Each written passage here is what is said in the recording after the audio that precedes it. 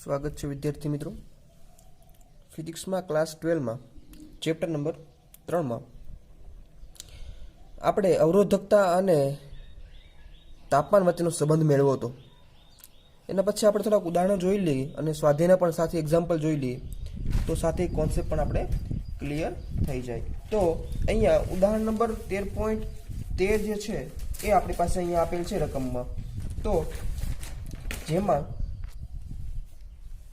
કોપરમાં ઇલેક્ટ્રોનની સંખ્યા ઘનતા આપણને આપેલ છે 8.5 ગુણ્યા 10⁻28 મીટર માઇનસ 3. આ ઇલેક્ટ્રોનને 3 મીટર લાંબા તારના એક છેડેથી બીજા છેડે ડ્રિફ્ટ થતાં કેટલો સમય લાગશે એ આપણે ગોતવાનો છે. બીજું, તારના આડછેદનું ક્ષેત્રફળ આપ્યું છે એ બરાબર 2 ગુણ્યા 10⁻6 અને તેમાંથી વહેતો પ્રવાહ I બરાબર 3 એમ્પીયર આપેલ છે. તો અહીંયા આપણને પહેલાં એક તો ઇલેક્ટ્રોનની સંખ્યા ઘનતાને આપણે સ્મોલ એન વડે દર્શાવીએ આપી છે 8.5 ગુણ્યા 10⁻28 અને બીજું આપેલું છે 3 મીટર લાંબા તારની, એટલે લંબાઈ આપણને આપેલી છે 3 મીટર.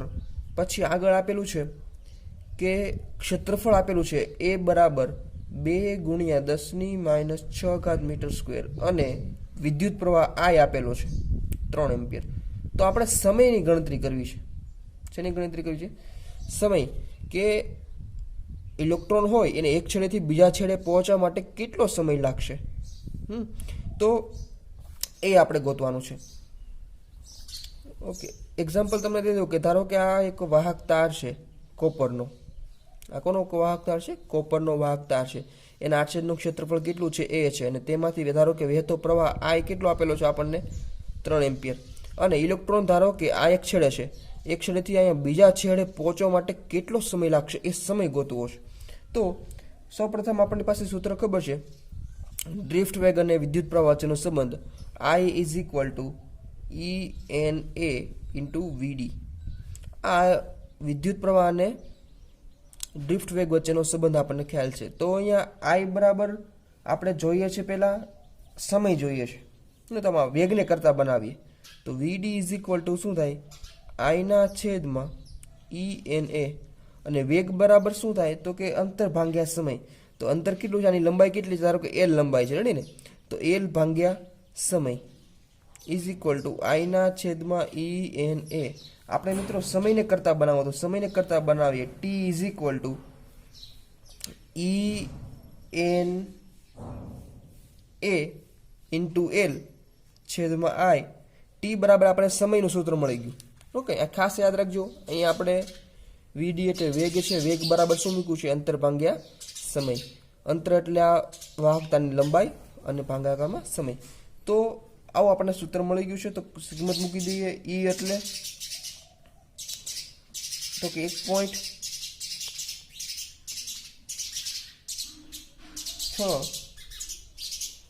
ગુણાકારમાં 10⁻19 અને N બરાબર આપણને કેટલા આપ્યા છે? તો કે 8.5 ગુણ્યા 10⁻28. ક્ષેત્રફળ કેટલું આપેલું છે? તો કે 2 ગુણ્યા 10⁻6. 2 ગુણ્યા 10⁻6 અને લંબાઈ કેટલી આપેલી છે આપણને? 3 મીટર. તો ગુણાકારમાં 3 છેદમાં અહીં આપણને વિદ્યુત પ્રવાહ છે I. વિદ્યુત પ્રવાહ કેટલો આપેલો છે? 3. તો મિત્રો ખાસ આપણે આની ગણતરી કરીએ તો લગભગ આપણને આન્સર મળે છે 27.2 ગુણાકારમાં 10⁻³ સેકન્ડ. તો આ સેકન્ડમાં જવાબ મળ્યો. ધારો કે આપણે કલાકમાં ફેરવો હોય તો કલાકમાં કેટલો સમય આવે છે? તો કે કલાકમાં આવે 7 કલાક 33 મિનિટ, 7 કલાક 33 મિનિટ અને 18 સેકન્ડ. તો આપણે આ સમય એનો ગોતી લીધો છે, ઉદાહરણ નંબર 3.13. હવે એના પછીનું ઉદાહરણ જોઈ લઈએ. ઉદાહરણ નંબર છે અહીંયા 3.3. ઉદાહરણ નંબર છે 3.3. એક ઇલેક્ટ્રિક ટોસ્ટરમાં વપરાતા નિક્રોમ તારને 27 ડિગ્રી સેલ્સિયસ તાપમાને અવરોધ કેટલો છે? 75.3 અવરોધ મળે છે. તો સાથે લખી રાખીએ. તો શરૂઆતમાં તાપમાન કેટલું હતું? તો કે 27 ડિગ્રી સેલ્સિયસ. ત્યારે અવરોધ આપણને કેટલો આપેલો છે? તો કે 75.3 ઓહમ. જ્યારે ટોસ્ટરને 230 વોલ્ટ સાથે જોડવામાં આવે ત્યારે તેમાંથી વહેતો પ્રવાહ કેટલો છે? તો ત્યારે તેમાંથી વહેતો પ્રવાહ છે 2.68 એમ્પિયર. જો નિક્રોમના તારનું તાપમાન કેટલું છે? પહેલાં 27 ડિગ્રી સેલ્સિયસ હતું ત્યારે અવરોધ એટલો હતો. હવે એમને 230 વોલ્ટ સાથે લાઇન સાથે જોડવામાં આવે છે ત્યારે એનો પ્રવાહ કેટલો થઈ જાય છે? 2.68 એમ્પિયર. તો હવે નિક્રોમના તારનું તાપમાન કેટલું છે? સાથે આપણે શું આપેલું છે? તો કે તાપમાન ગુણાંક આપેલો છે. તાપમાન ગુણાંકને આપણે શું કહી દઈએ? આલ્ફા કહી દઈએ. આલ્ફા કેટલો આપ્યો છે? તો કે 1.7 × 10⁻⁴. અને બીજું ગોતવાનું શું? તો કે અંતિમ તાપમાન T2 આપણે ગોતવાના છે. ઓકે, હવે મિત્રો ખાસ અહીંયા આપણે શું કીધું છે? 230 વોલ્ટ સાથે જોડવામાં આવે ત્યારે પ્રવાહ કેટલો થાય છે? 2.68. મતલબ અવરોધ આપણને R2 આપેલો છે. R બરાબર શું થાય? તો કે V/I. વોલ્ટેજ કેટલા છે? તો કે 230 વોલ્ટ. ઉપર 230 વોલ્ટ છેદમાં પ્રવાહ કેટલો થાય છે? એમાં 2.68. તો તમને અવરોધ મળી જાય લગભગ 85.8 ઓહમ. તો જો તમને T1 આપ્યા છે, R1 આપ્યા છે, R2 આપ્યા છે, તો T2 ગોતવાના છે અને આલ્ફા પણ આપ્યો છે. તો આપણને એક સમીકરણ તો ખબર છે, ગઈકાલે આપણે પાછળના લેક્ચરમાં મેળવેલું હતું. તો કે R = R0 1 + alpha T2 - T1. આવું એક સમીકરણ આપણે મેળવ્યું હતું. હવે જો આને અહીંયા આપણે R લીધું હતું અને R2 પણ કહી શકાય અને R1 કહી શકાય. એટલે અંતિમ તાપમાન આ પ્રારંભિક અવરોધ, અંતિમ અવરોધને આ પ્રારંભિક અવરોધ. આ અંતિમ તાપમાન T2 અને આ પ્રારંભિક તાપમાન T1. આ આલ્ફા છે, એ ગુણાંક છે. તો જો આપણે આનું વિસ્તરણ કરી નાખીએ અને આપણે જોઈએ છે T2 જોઈએ છે, તો આને T2 - T1 ને કરતા બનાવીએ તો આ બાજુ R2 - R1 છેદમાં R1 × આલ્ફા. આમાંથી આ ઇક્વેશનમાંથી આપણે T2 - T1 ને કરતા બનાવી નાખ્યા છે. હવે આમાં કિંમત મૂકી દઈએ ધીમે ધીમે તો આપણને R2 ખબર છે. R2 આપણને કેટલા મળ્યા હતા? 85.8. તો 85.8 માઇનસ R1 છે કેટલા? 75.3 છેદમાં R1 પાછા 75.3 × આલ્ફા કેટલા આપ્યો છે? તો કે 1.7 × 10⁻⁴. તો આને આપણે કેલ્ક્યુલેશન કરીએ તો જવાબ લગભગ મળશે 820 ડિગ્રી સેલ્સિયસ. T2 - T1 બરાબર 820 ડિગ્રી સેલ્સિયસ. પણ આપણે જોઈએ છે તો ખાલી શું? T2 ગણતરી કરવી છે. શું ગણતરી કરવી છે? T2 ની ગણતરી કરવી છે. T1 તો આપણને આપ્યા છે, તો T2 ને કરતા બનાવીએ. T2 = 820 degree plus T1. 820 degree Celsius plus T1 કેટલા છે? 27 ડિગ્રી સેલ્સિયસ. તો જવાબમાં આપણને મળશે 847 ડિગ્રી સેલ્સિયસ. તો T2 તાપમાન આપણને મળી ગયું નિક્રોમ તારનું અંતિમ તાપમાન. ઓકે, આ ઉદાહરણ નંબર 3.3 ની વાત કરી.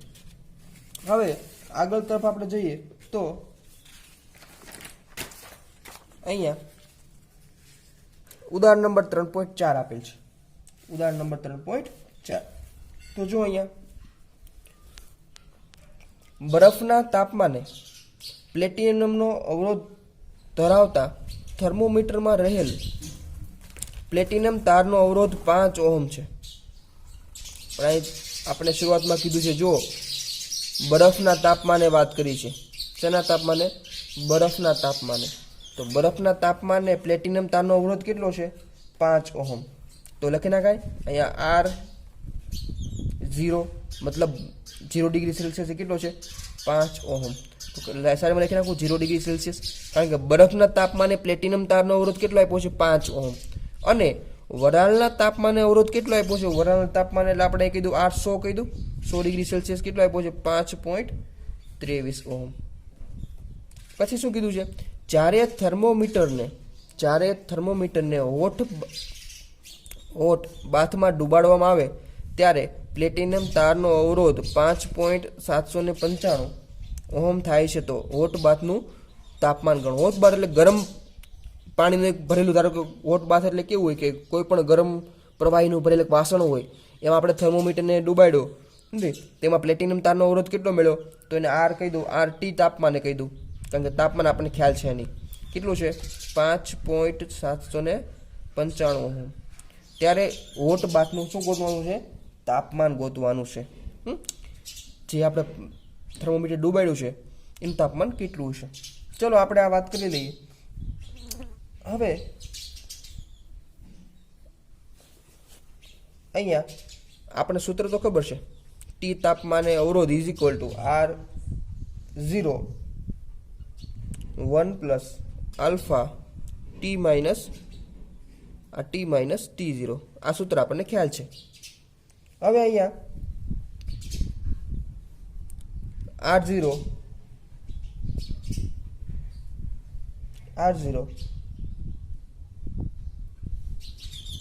1 પ્લસ આલ્ફા અહીંયા ટી, અહીંયા પ્રારંભિક તાપમાન છે. T0 એટલે શું છે? પ્રારંભિક તાપમાન છે. તો પ્રારંભિક તાપમાન કેટલું છે મિત્રો? શરૂઆતમાં ધારો કે શરૂઆતમાં આપણે થર્મોમીટર છે એ ક્યાંય ડૂબાડ્યું નથી. શરૂઆતમાં તાપમાન કેટલું હોય? તો કે 0 ડિગ્રી. કેટલું હોય? 0 degree Celsius.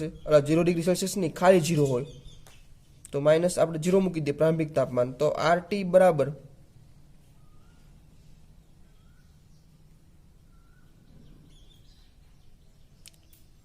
R0 1 plus alpha T. આપણે જો શરૂઆતમાં મિત્રો ખ્યાલ છે, રકમની વાત કરી દઈશું. સમજો પહેલાં શરૂઆતમાં શું કીધું છે કે 0 ડિગ્રી સેલ્સિયસ કીધું છે, બરફના તાપમાને કીધું છે. તો અહીંયા R0 આપણે કોના માટે લીધું છે? બરફના તાપમાન માટે લીધું છે. R0 અવરોધ કોનો છે? બરફના તાપમાનનો અવરોધ છે. તો બરફના તાપમાન માટે અવરોધ 5 ઓહમ છે, પણ તાપમાન કેટલું? તો કે તાપમાન 0 ડિગ્રી સેલ્સિયસ. તો T0 એટલે તાપમાન કેટલું? 0 ડિગ્રી સેલ્સિયસ. તો 0 ડિગ્રીનો આપણે 0 મૂકી દીધો એટલે આખું પદ કેટલું થયું? ખાલી ટી જ વધ્યા છે, હે ને? ચાલો હવે આપણે આ સૂત્રની સરખામણી કરી. હવે બીજું સૂત્ર લખીએ આપણે.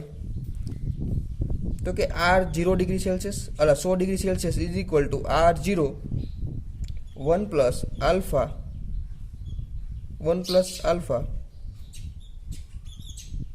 100 માઇનસ 0. જો પહેલાં આપણે કોની સરખામણી કરી? તો કે ટી તાપમાને અવરોધ હોય, ટી તાપમાને અવરોધ હોય ને 0 ડિગ્રી તાપમાન, એની બેની સરખામણી કરી.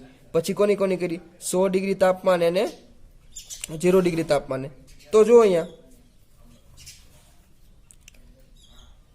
100 ડિગ્રી અને R0 માટે 0, તો આપણે જવાબ લખવું મળશે R0 1 પ્લસ 100 આલ્ફા. હવે જો સમીકરણ નંબર આને 1 કહી દઉં, આ સમીકરણ નંબર 2 કહી દઉં, આ બંને સમીકરણનો ભાગાકાર કરું, 1ના ભાગાકારમાં 2, તો 1ના ભાગાકારમાં 2 સમીકરણનો ભાગાકાર કરું તો અહીંયા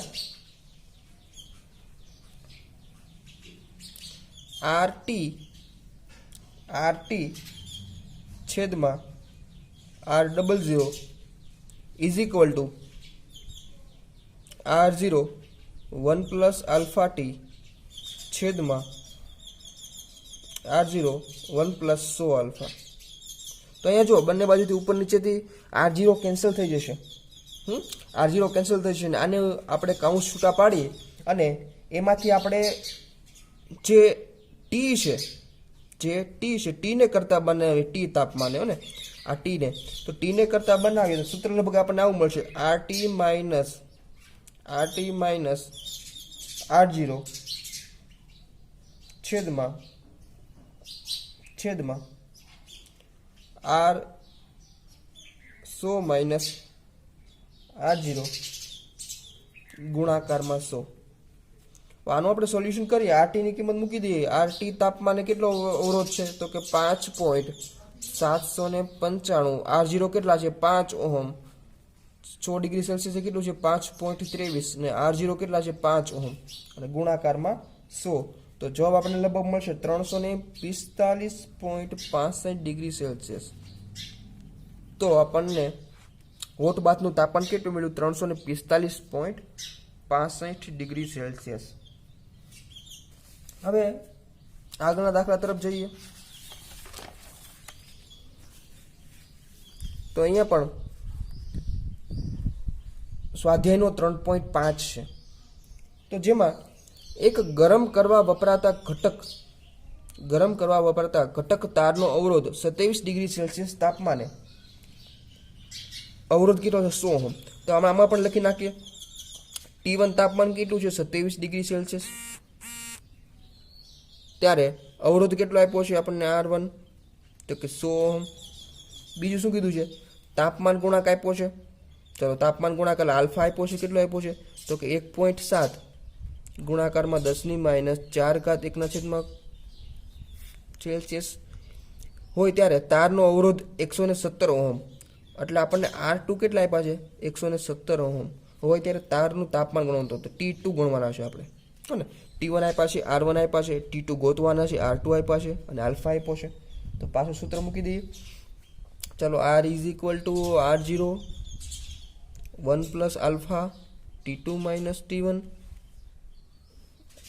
રેડી.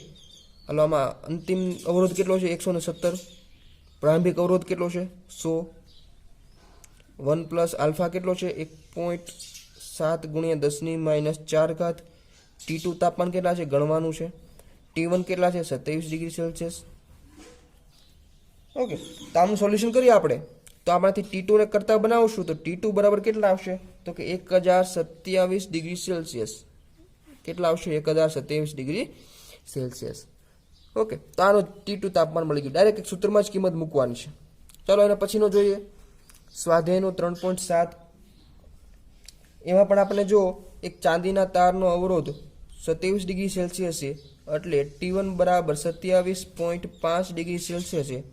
અવરોધ આપણને આપેલો છે R1 2.1 ઓહમ અને 100 ડિગ્રી સેલ્સિયસ તાપમાને T2 બરાબર 100 ડિગ્રી સેલ્સિયસ તાપમાને અવરોધ આપણને કેટલો આપ્યો છે R2 2.7 ઓહમ. અહીંયા જો T1 આપ્યા છે, R1 આપ્યા છે, T2 આપ્યા છે, R2 આપ્યા છે, તો આપણને ખ્યાલ પડી જાય કે ગણવાનું શું હશે તો કે આલ્ફા તાપમાન ગુણાંકની ગણતરી કરવાની છે. તો એમાં પણ જો સૂત્ર પાછું મૂકી દઈએ તો કે R બરાબર કામ પણ મૂકી દેવાય R2 બરાબર R1 1 + આલ્ફા T2 - T1. આપણે જો R2 કિંમત કેટલા છે તો કે 2.7, R1 કેટલા છે તો કે 2.1, 1 + આલ્ફા ગોતવાના છે T2 - T1. T2 છે 100 degree Celsius T1 27.5 degree Celsius. આ બધાને આપણે ગણતરી કરીએ. ડાયરેક્ટ આપણે આલ્ફા કેટલો આવશે, આલ્ફા લગભગ આવશે 0.30394 ડિગ્રી સેલ્સિયસ. તો આલ્ફાની કિંમત, તાપમાન ગુણાંકની કિંમત આપણે મેળવી લીધી. હવે સ્વાધ્યાયનો જોઈએ 3.8. સ્વાધ્યાયનો 3.8. તો અહીં આપણને રકમ આપેલું છે કે નિક્રોમના બનેલા તારને 230 વોલ્ટ સાથે જોડતા 3.2 એમ્પિયર પ્રવાહ ખેંચે છે. એટલે જો અહીંયા આપણને વોલ્ટેજ આપ્યા છે અને પ્રવાહ આપ્યો છે તો એમનો અવરોધ મળી જાય. અને આપણે R1 કહી દઈએ. R1 બરાબર શું થાય તો કે V1/I1 કહી દઈએ. V1 કેટલો આપ્યો છે 230 વોલ્ટ આપ્યો છે, છેદમાં પ્રવાહ કેટલો આપ્યો છે 3.2 આપ્યો છે. તો R1 લગભગ આપણને મળશે 71.87 ઓહમ. તો R1 ની કિંમત મળી ગઈ. પછી શું કીધું છે અમુક સેકન્ડ બાદ પ્રવાહ કેટલો થઈ જાય છે 2.8 એમ્પિયર જેટલો સ્થાયી થઈ જાય છે. તો R2 ગતિ લઈએ. R2માં પણ વોલ્ટેજ કેટલા છે 230 વોલ્ટ, પણ પ્રવાહ કેટલો થઈ જાય છે 2.8. તો 2.8. તો આનો પણ અવરોધ આપણને મળ્યો 82.143 ઓહમ. તો પછીનો અવરોધ પણ મળી ગયો.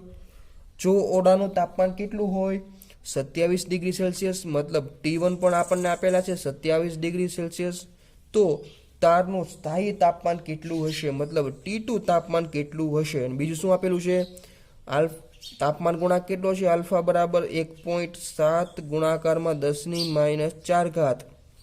તો આમાં પણ આપણે મૂકી દઈએ R2 બરાબર R1 1 + alpha T2 - T1. R2 કેટલા છે આપણી પાસે તો કે 82.143. R1 કેટલા છે તો કે 71.87. 1 + આલ્ફા કેટલા મૂકવાના છે? તો કે 1.7 ગુણાકારમાં 10⁻⁴ આલ્ફા, અને અંદર T2 છે. T2 તો આપણે ગોતવાના છે, અને T1 કેટલા આપ્યા છે? 27 ડિગ્રી સેલ્સિયસ. હવે આ કાઉન્સનું આપણે સોલ્યુશન કરીએ અને T2 ની કિંમત ગોતીએ તો T2 ની કિંમત લગભગ આપણને મળે છે 868.2 ડિગ્રી સેલ્સિયસ. 868.2 degree Celsius. તો અહીંયા આપણને ઉદાહરણ નંબર ને સ્વાધ્યાય દાખલા જેટલા રિલેટેડ હતા અત્યાર સુધીમાં એ ગણાઈ ગયા છે. હવે આપણે આગળ તરફ જઈશું આવતીકાલથી થિયરી લેક્ચરમાં. Okay, thank you very much.